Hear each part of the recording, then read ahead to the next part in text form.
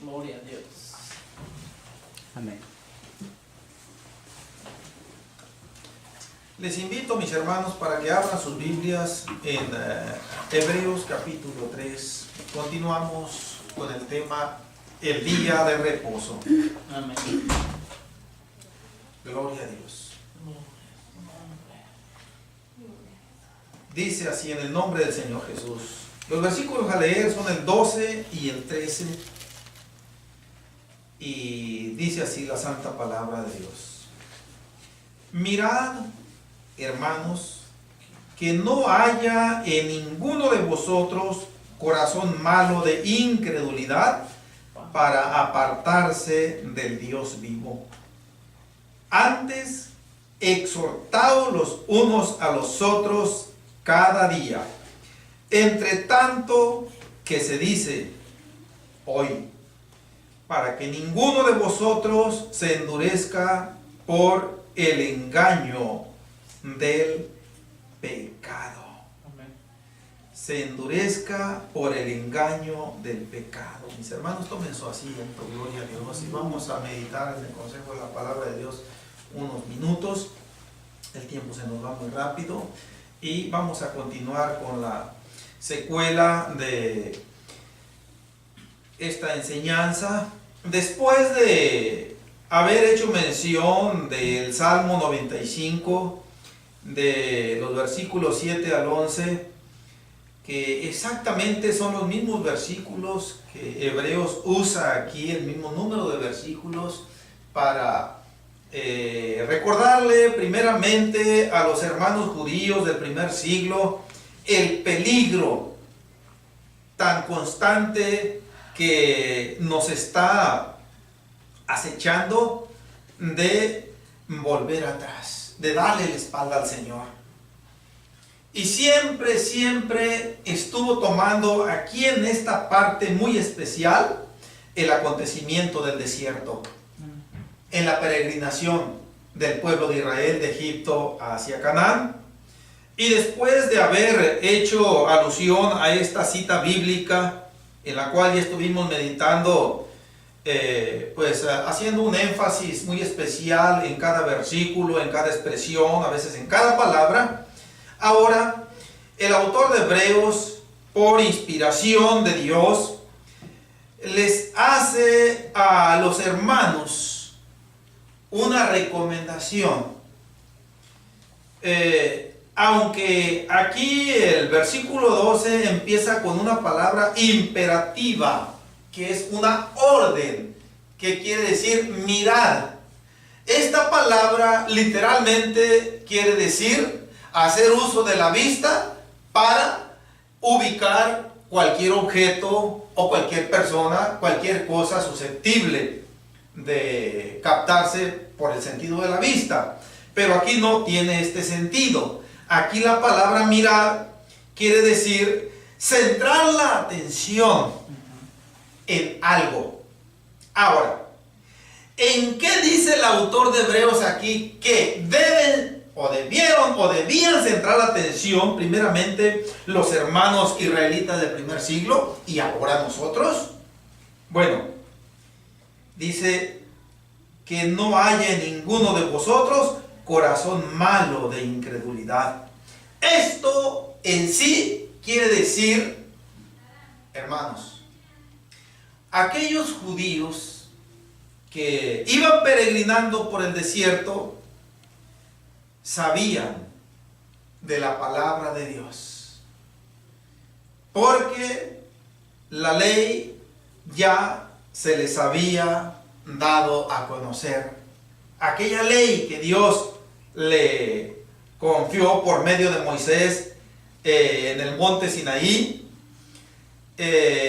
Moisés se las leyó a todo el pueblo, se las explicó, de manera que ellos sabían que dudar de Dios, que algo peor, renegar contra Dios, sea cual sea las circunstancias que Dios propicie en nuestras vidas, nosotros nunca debemos renegar.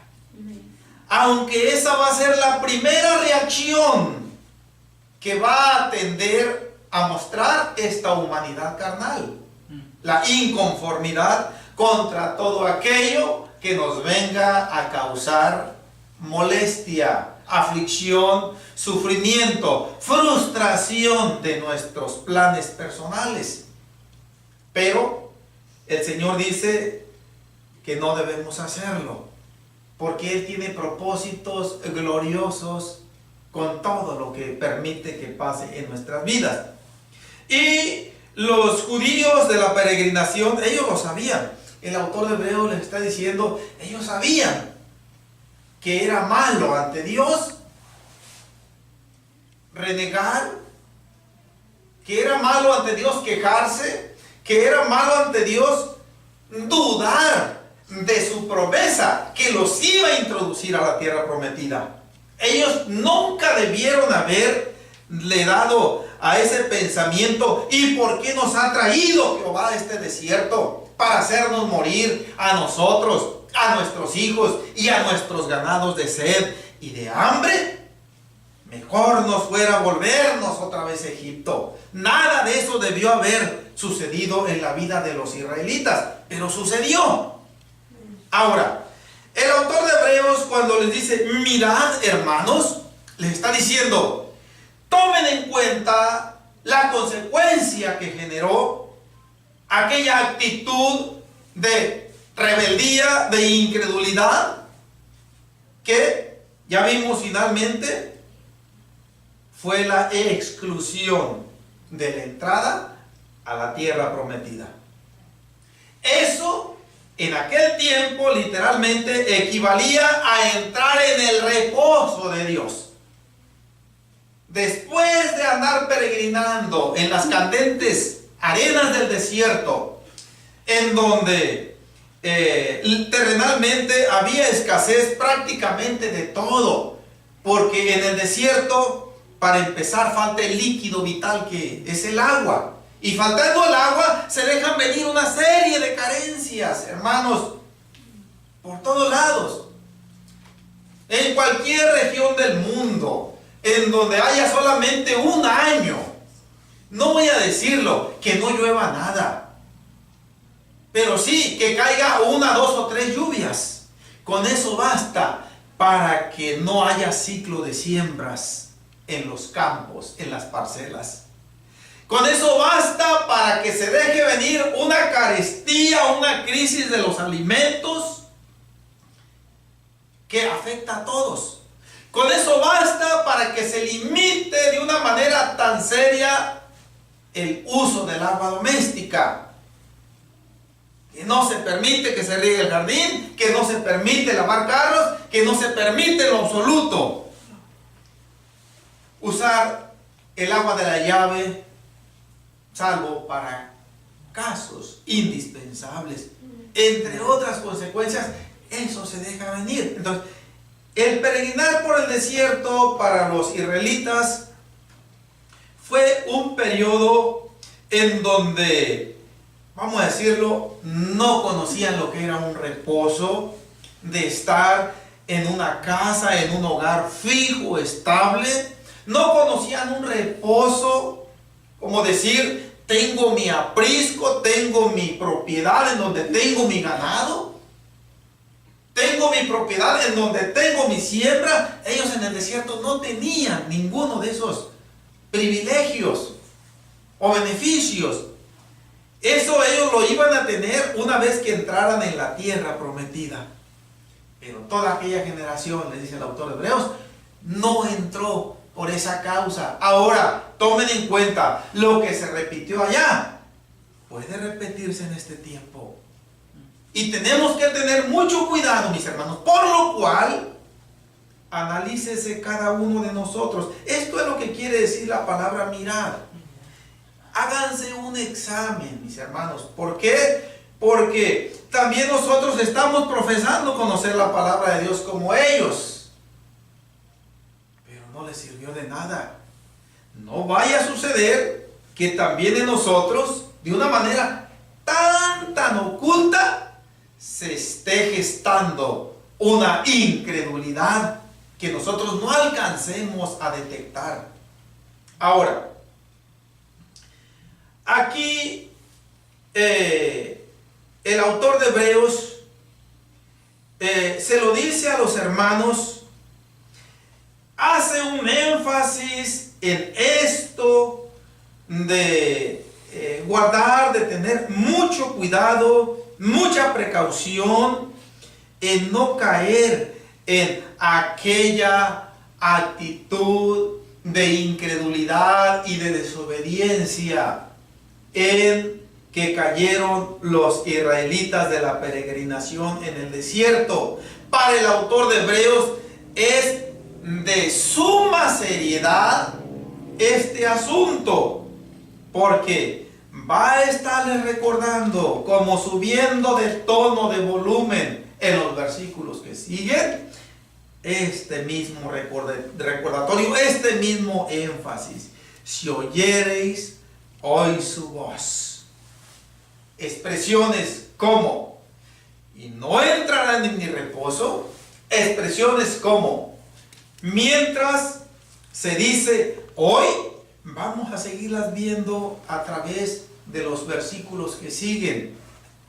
Y hasta pudiera decirse en una mentalidad inmadura que esto es algo muy repetitivo e innecesario, pero no es así. No es así porque ante nuestra tendencia humana de estar sintiendo ese jaloneo hacia el pecado, el Señor considera no solamente necesario, sino que considera indispensable hablarnos, decirnos a través de uno, a través de otro de sus vasos que Él usó para que su santa palabra nos quedara escrita, hacernos repetición una y otra vez de las mismas cosas. No es algo exagerado, va de por medio. Nos estamos jugando la eternidad. Hermanos, si cuando estábamos en el mundo, ¿verdad?, aunque no debemos hacer muchos recordatorios, pero en ocasiones lo hacemos para tratar de ayudarnos a recapacitar más, a despertar más, a valorar más las cosas del Señor. Si cuando estábamos en el mundo nos gustaba una canción mundanal y comprábamos el cassette o el CD y ahí lo traíamos hasta que se nos rayaba o hasta que se componía, y era un mensaje mundano, era un mensaje que no nos edificaba para nada. Ahora la palabra de Dios, si no estoy recuerdo, el apóstol Pablo en el libro de los Filipenses, permítanme, capítulo 3, versículo 1,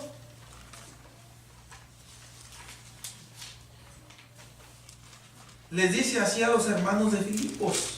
Filipenses 3:1. No dejemos Hebreos, por favor, hermanos. Me vienen a la mente citas bíblicas para de alguna manera ver que lo que estoy hablando el Señor lo ha asentado en su palabra. Dice Filipenses 3:1. Por lo demás, hermanos, gozaos en el Señor. A mí no me es molesto el escribiros las mismas cosas, y para vosotros es seguro. El apóstol Pedro, siguiendo esta misma línea, en la segunda carta de Pedro, capítulo 2,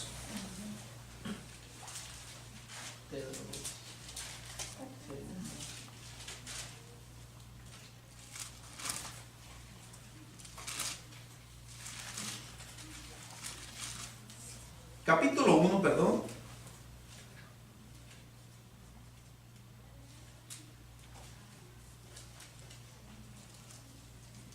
Segunda de Pedro, capítulo 1, versículo 12.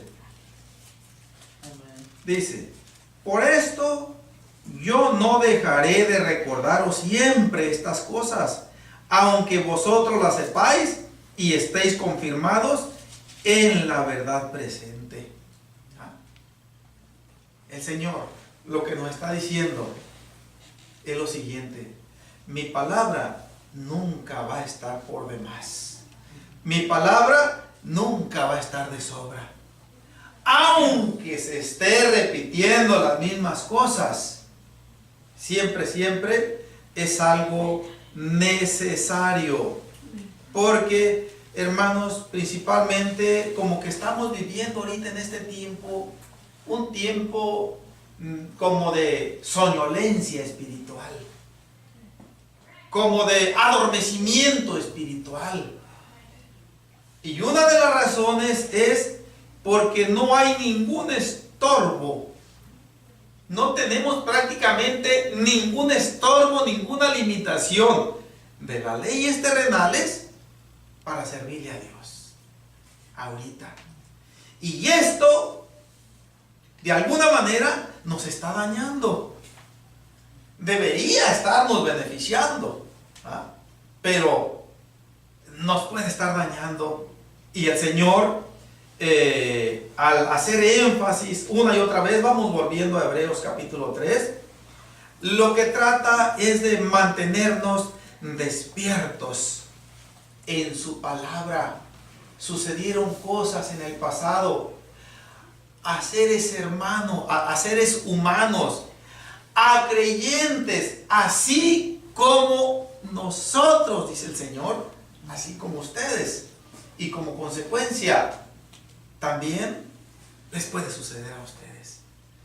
Como el Señor, como diciéndonos, y yo voy a tratar de evitarlo hasta donde más no pueda. Y esto es, hermanos, para agradecerse, lejos de sentir algún rechazo, alguna molestia, debe agradecerse al Señor, que precisamente eso, ¿ya? Nuestro hermano Salomón, escuché que en la oración decía que el Señor, pues le damos gracias porque interviene en nuestras vidas, ¿ya? El testimonio de la hermana Elvia es una manifestación de la intervención en nuestras vidas. Mi permanencia aquí en este lugar es una manifestación de la intervención en mi vida.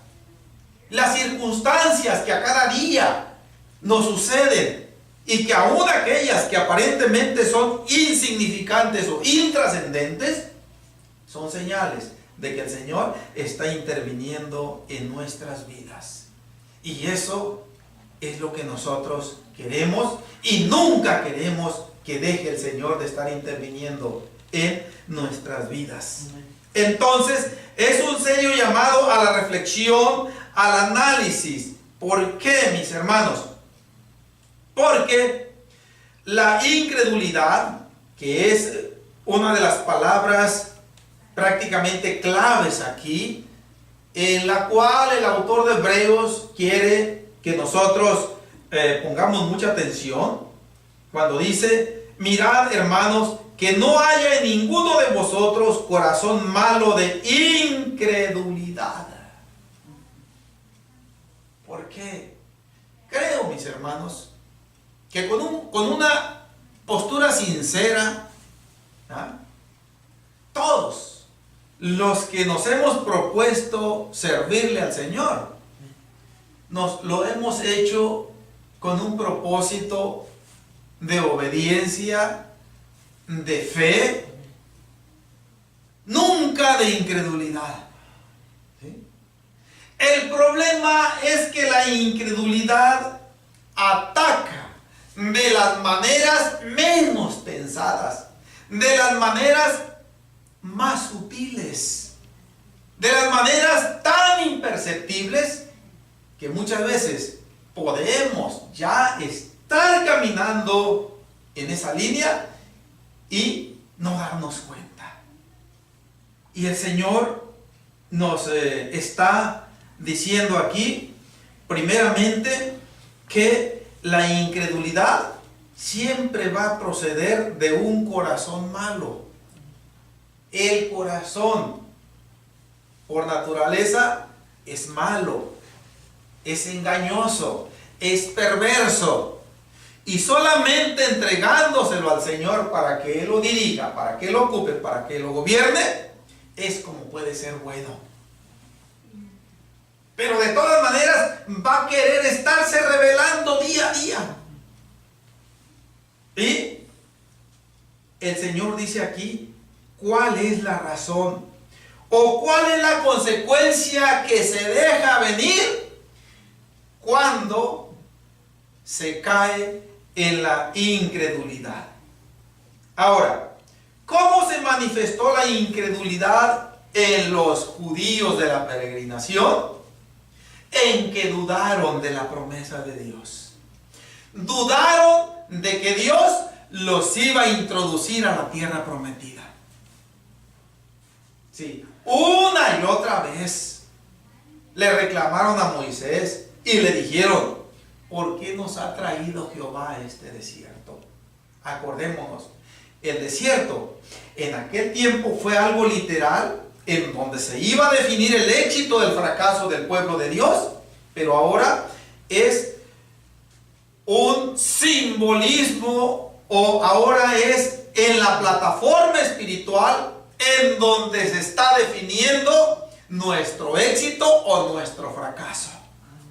Es en el desierto en donde vamos a tomar una de las dos rutas. ¿Sí? Entonces, los israelitas lamentablemente fracasaron y no pudieron acariciar, no pudieron abrazar lo que tanto anhelaron cuando salieron de Egipto, que era entrar en aquella tierra prometida. ¿Por qué? Porque dejaron de creer. ¿Sí? A lo que nos trajo Dios aquí fue para matarnos de sed y de hambre.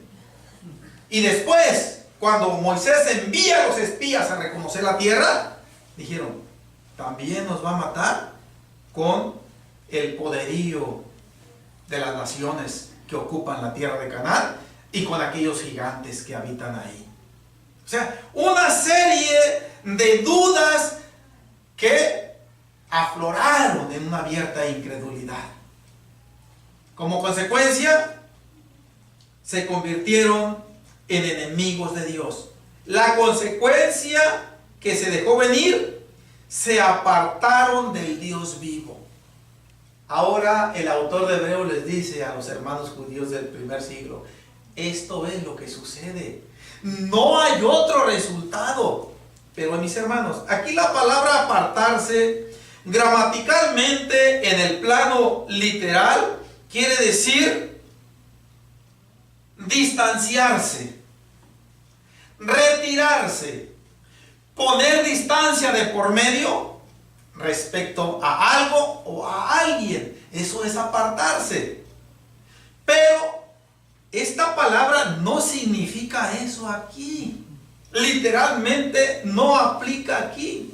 Aquí la palabra apartarse tiene un sentido mortal, tiene un sentido feo, fuerte. Quiere decir apostatar del Dios vivo. Y apostatar es negar o rechazar la santa palabra que Dios nos ha delegado para que mediante ella podamos alcanzar la salvación.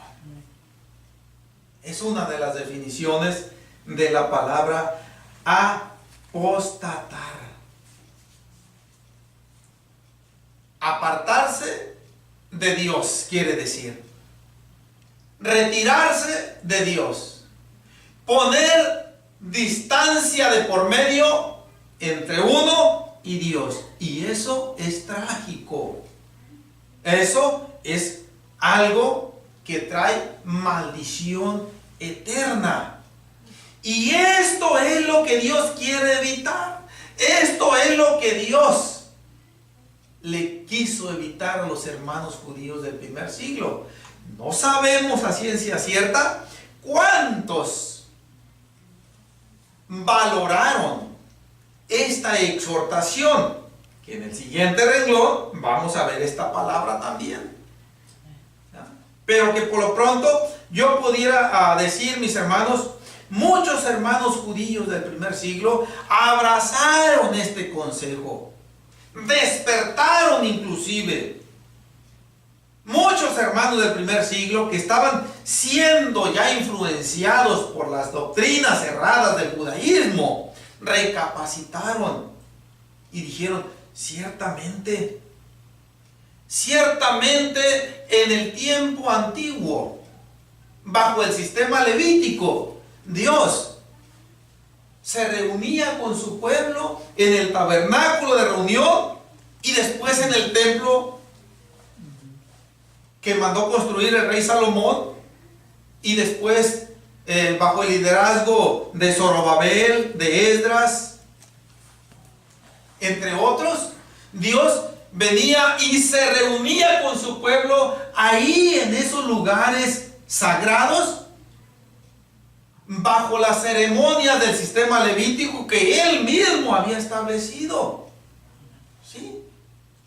Ahí otra vez volvía a ser posible la comunión de su pueblo con Él, principalmente en el día de la expiación. ¿Sí? Pero ahora la cosa, esto está implícito aquí, mis hermanos. No vamos a encontrar estas palabras que yo les voy a decir, pero están implícitas aquí. Pero ahora les dice el autor de Hebreos, si ustedes, porque este era el problema capital que estaban atravesando los hermanos judíos del primer siglo, querían volverse otra vez a aquellos rituales. ¿Sí? Pero ahora les dice, si ustedes se vuelven a aquellas prácticas levíticas, eso no equivale a decir que se están volviendo al Dios vivo. No, es todo lo contrario. Se van a apartar del Dios vivo. Porque ahora aquellas ceremonias del sistema levítico que vinieron a tener su pleno cumplimiento en el Señor Jesucristo, ya quedaron en desuso, ya quedaron caducas.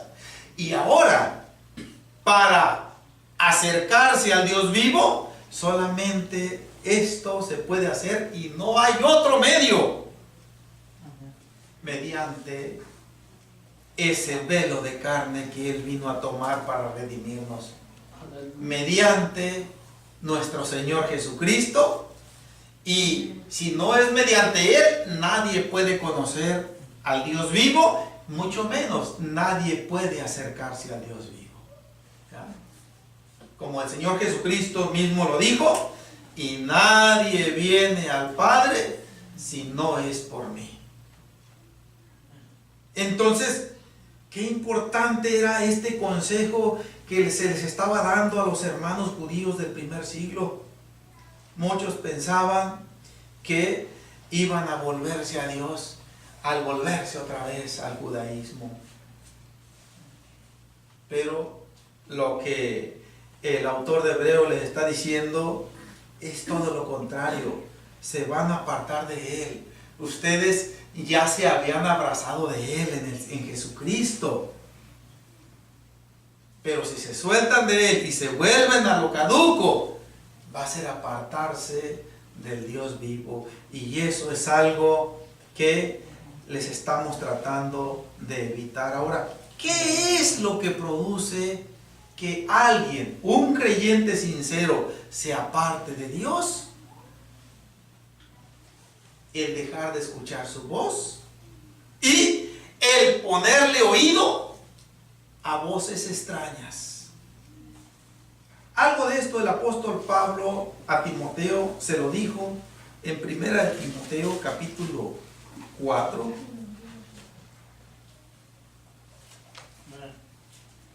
Tenemos unos 8 minutitos aproximadamente, mis hermanos, para terminar esta predicación. Y vamos a tratar de ver estos pasajes bíblicos. 1 de Timoteo 4, versículo 1 solamente.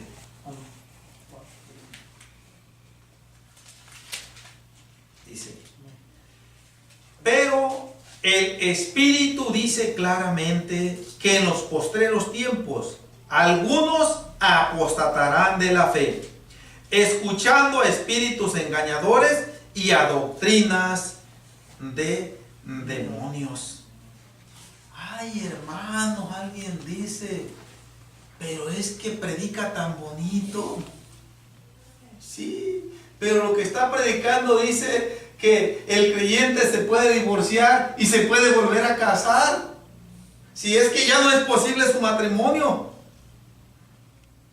Eso, para un creyente honesto, es precisamente un espíritu engañador y una doctrina de demonios. Pero para alguien que está a un paso de apartarse del Señor, es una predicación atractiva. Máxime si se está en una situación de ese tipo. Hermano, que no es malo de que la mujer predique. Total, está predicando la palabra de Dios y que es lo que Dios quiere. Sí, pero el Señor dice que a la mujer no le es permitido. No le es permitido ejercer autoridad predicando la palabra de Dios en la congregación. ¿Sí? Eso solamente se lo delegó al varón, y siempre y cuando esté ordenado por el ministerio de la iglesia.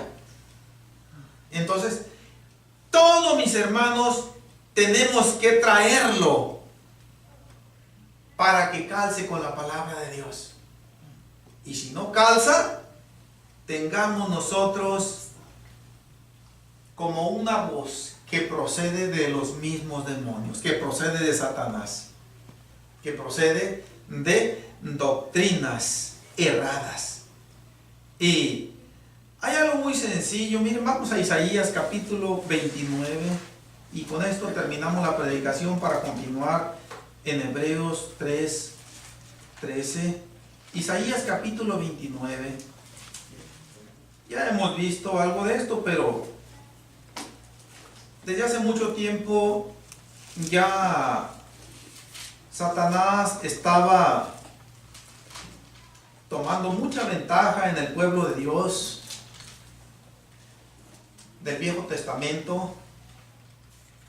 Estamos en Isaías capítulo 29.